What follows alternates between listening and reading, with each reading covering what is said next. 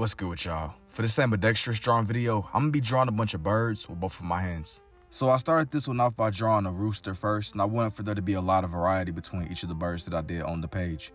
The next bird that I jumped to drawing out was actually a cassowary. I wanted for this one to feel a lot more open-ended, and I wanted for there to be like a lot of variety between each of the birds that was on the page.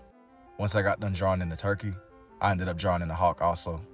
I think it's interesting, the more that I draw animals and stuff, the more intentional I am with the lines. I keep it still scribbly and abstract, don't get me wrong, but I think a lot more about the way that the lines flow in the direction and trying to just keep it more consistent.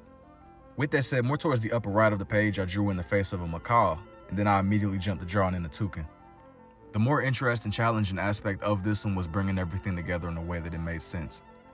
I'm real particular about making sure that the designs don't overlay each other to the point to where you can't tell what you're seeing. But right next to where the rooster was, I drew in the face of an owl.